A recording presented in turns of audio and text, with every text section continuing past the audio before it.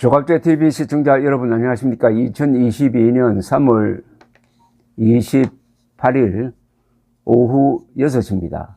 영국에서 발행되는 이코노미스트라는 주간 잡지는 세계 지도층 사이에서 가장 정확한 분석과 가장 정확한 정보를 전한다는 정평이 있습니다. 아마도 미국의 뉴욕타임스와 함께 가장 영향력이 큰 매체라고 볼 수가 있습니다.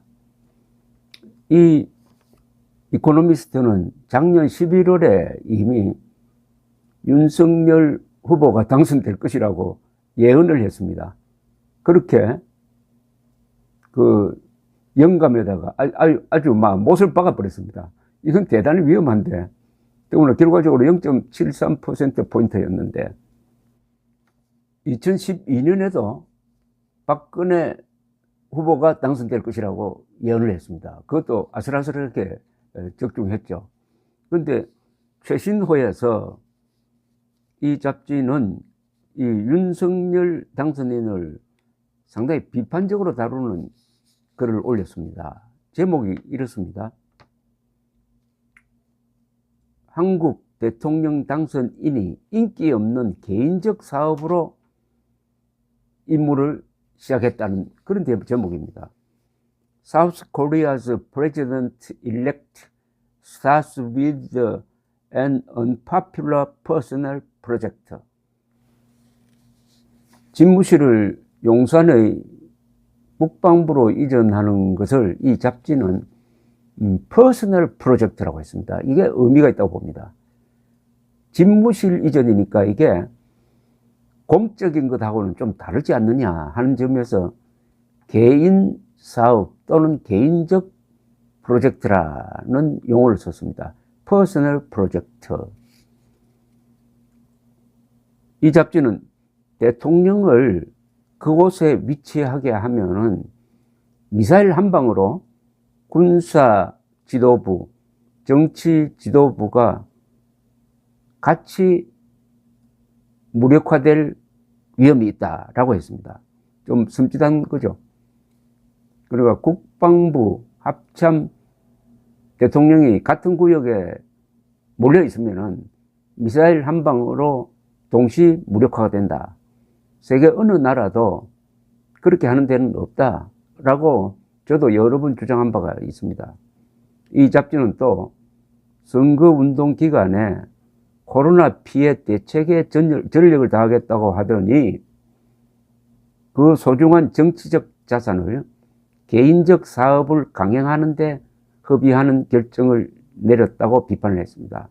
이미 역대 최저 지지율로 출발한 윤석열 당선인은 국민들에게 가까이 가려고 한 그 시도가 국민들을 오히려 더 멀리 밀어내는 결과를 빚을 것 같다고 좀 불길한 예언을 했네요.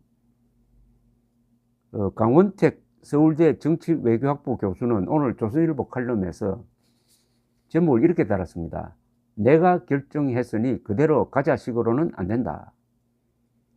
안보와 관련해서 국가적으로 가장 중요한 컨트롤 타워인 청와대와 국방부를 사전 계획 없이 그렇게 짧은 시간 내에 옮기겠다는 것은 신중하지 못한 처사로서 억지로 시간을 맞춘다고 해도 보안 사안의 유출이나 시스템의 불안정 등 부작용을 피하기 어려워 보인다.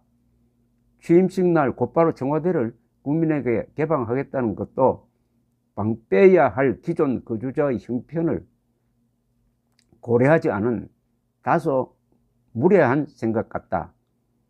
취임 첫날 새로운 공간에서 차별화된 모습을 보이고 싶었을지는 모르지만 그렇게까지 하면서 굳이 차별화하려고 할 필요가 있을까? 정권 교체가 바로 차별화를 상징하는 것이기 때문이다 라고 했습니다. 강원택 교수는 이어서 이렇게 지적을 합니다. 내가 용산 이전 발표에 주목했던 것은 어쩌면 이것이 윤석열 정부의 국정 운영 스타일을 상징적으로 보여주는 게 아닐까 하는 생각 때문이었다. 대통령의 말과 뜻이 힘을 얻으려면 시간이 걸리더라도 설득을 통한 공감의 과정을 거쳐야 하는 것이다. 청와대 이전에 대한 세간 여론이 그리 호의적이지 않는 데 대해 윤 당선인은 여론의 지지 여부는 별 의미 없다라고 말했지만 그 사안이 갖는 정치적 중요성과 상징성 그리고 다가올 지방선거를 고려하면 여론의 향배가 결코 의미 없다고 말할 수 없다고 했습니다. 이 윤 당선인이 자신이 결정했으면 그걸로 끝난 거지. 그건 국민적 결단으로 봐야 된다. 뭐 이런 이야기를 하면서 여론 그 별로 중요하지 않다고 하는데 그 여론이 지금 거의 압도적으로 반대가 많거든요. 이게 결국은 지방선거에도 영향을 준다 하는 지적입니다. 누가 봐도 부작용이 불가피해 보이는 용산으로의 조기 이전 결정에 대해 주변에서 말리거나 신중해야 한다는 의견은 없었을까? 시기적으로 특히 당선인에게 쉽게 말하기 어려운 분위기일 테고 아마 어렵게 말을 꺼냈다고 해도 듣지 않았을 것 같아. 혼자 결정하려고 하지 말고 주변 측근의 조언과 직언에 귀를 기울여야 한다. 소통을 강조하는 당선인이지만 지금으로서는 국민과의 소통에 앞서 주변과의 소통이 더 중요해 보인다. 대선에서 승리한 것이 끝이 아니라 이제부터가 진짜 정치의 시작이다. 이 오늘 배달된 주간지 시사저널이 분석한 걸 보면은 윤석열 씨가 당선된 이후에 기자회견, 대변인 브리핑 등등을 통해서 말한 것을 이 단어별로 분석을 했더니 청와대 이전 관련이 압도적으로 많답니다. 청와대가 80회, 이전 54회, 그 용어 사용이 청사 41분, 통이동 38분, 국방부 36분, 집무실 36분, 합창 22분, 대통령실 21분, 용산 18분, 광화문 14번, 옮긴다 10번, 이렇게. 그러니까 당선되고 나서 2주 이상 용산 이전, 여기에 어떻게 보면 집중하고 있다는 거죠. 근데 이게 참 위험하다는 겁니다. 왜냐하면은 이 대통령은 당선되고 나서 취임할 때까지 기간이 한 2달인데 매우 중요합니다. 이 기간에 뭘 해야 되느냐 하면 국정 목표를 정해야 합니다. 그걸 아젠다라고 그러죠. 국정 목표, 국정 과제를 정할 수 있는 절호의 찬스인 것은 이때가 인기가 제일 높을 때입니다. 그러니까 선거를 치열하게 하더라도 한번 딱 결정되면 국민들은 그게 근소한 차라도 당선된 사람을 확 밀어주고 싶은 생각이 듭니다. 그래서 역대 대통령 당선자는 거의 다 요 시기의 지지율이 70%, 80%였습니다. 그런데 윤석열 당선인의 지지율이 지금 40%, 50%를 맴돌고 있습니다. 역대 최저입니다. 왜 최저냐? 아젠다 세팅을 잘못해가지고 국민들이 반대하는 용산 이전을 밀고 나가겠다고 아젠다 세팅을 해놓으니까 그게 불만을 품은 사람들이 이거 윤석열 당선인 안 되겠다.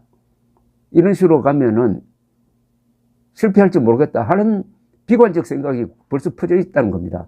이렇게 되면은 아젠다 세팅을 할 수 없다는 겁니다. 그런데 아젠다 세팅을 할 수 있는 시간은 놓쳐버리면 다시 안 온다는 겁니다. 바로 지금 시기, 이때 국정 목표를 정해야 될 것 아닙니까? 뭐 윤석열 후보 시절에 말한 국정 목표 많잖아요. 그 중에서 가장 중요한 거 저는 안보라고 봅니다. 대한민국 외교 안보를 정상화하는 한미일 동맹을 복원시키겠다고 하든지 아니면은 그야말로 막 적폐청산을 목표로 걸든지 뭐 이런 게 굵직굵직한 게 있는데 이게 아까 이코노미스트가 이야기했던 대로 퍼스널 프로젝트, 자기 집무신과 관계된 걸 가지고 이걸 국정 1호 아젠다로 설정한 것처럼 되어버리니까 더구나 국민 반대가 많으니까 이게 지지율도 떨어지고 이 귀중한 시간을 허비하고 있다는 그런 뜻입니다. 이걸 흔히 정치적 자산이라고 합니다.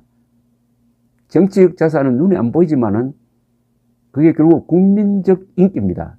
정치는 국민적 지지가 있으면 거기서 그걸 딛고 여소야대도 극복하고 언론의 반대를 무릅쓰고 나갈 수가 있습니다. 그러나 국민 지지가 따라주지 않으면 안 된다 이거예요. 완전히 아젠다 세팅을 잘못했습니다. 국정 1호를 용산 이전으로 잡은 이 실수는 앞으로 5년을 지배할지 모르겠다는 생각이 들었습니다. 감사합니다.